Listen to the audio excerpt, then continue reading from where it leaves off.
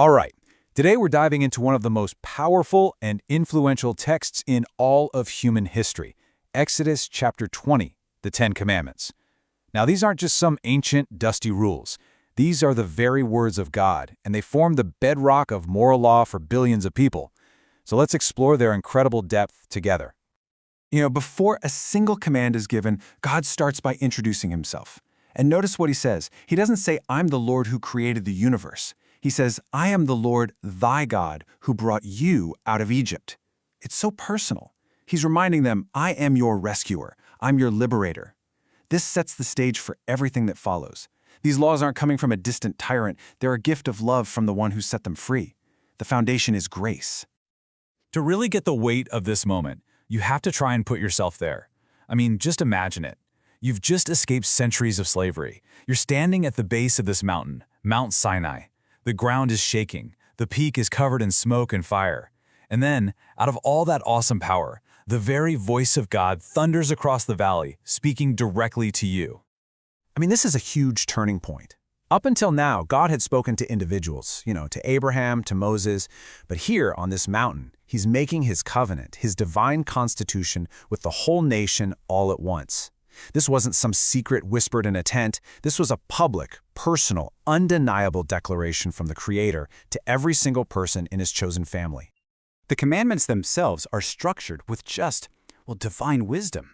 The first 4 are all about our vertical relationship, how we relate to God himself. And that's the foundation for everything else. If you get this part right, everything else starts to fall into place. So right out of the gate, the very first command establishes the #1 priority for all of life.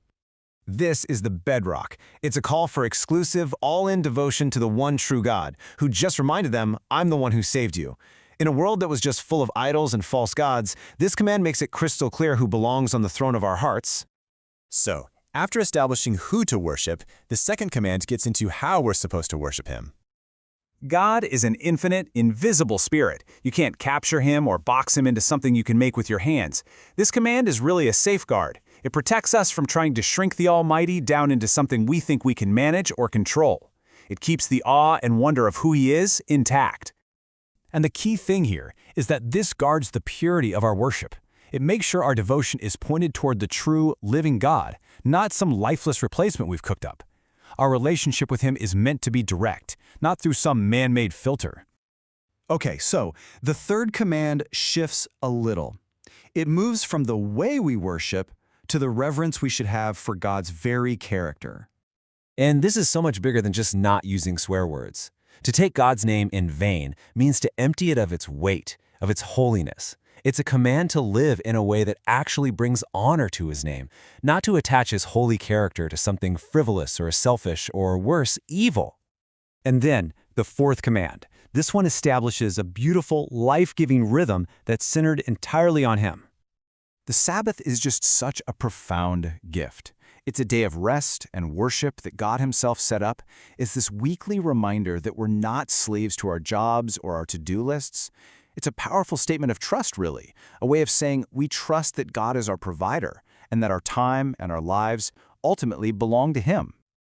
So, once that foundation of our vertical relationship with God is set, the text just beautifully pivots.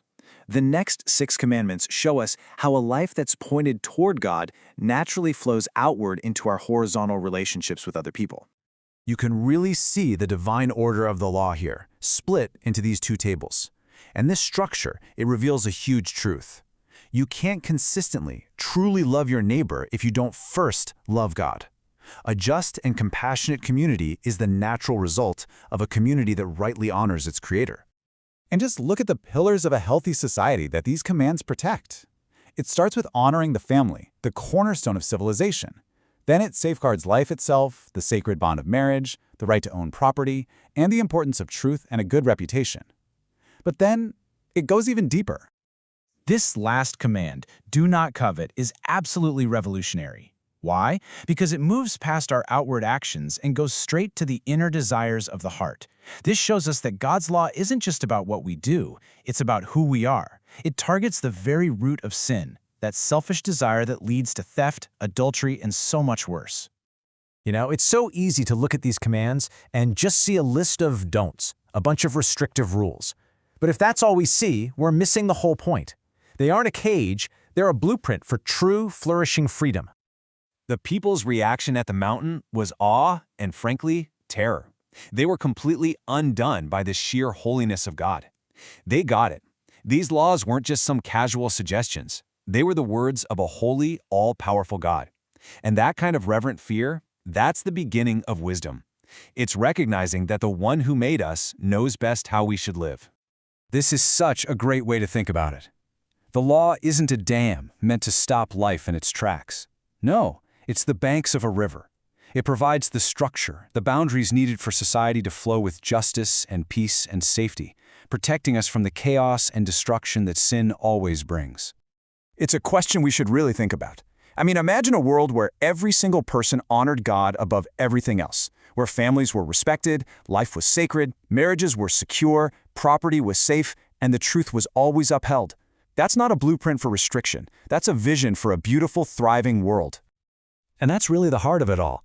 The Ten Commandments are not some cold, sterile list of rules. They are an expression of God's deep, fatherly love for us. They're His divine instructions, a guide showing the people He rescued how to live in the amazing freedom He won for them, a life of peace with Him and peace with each other.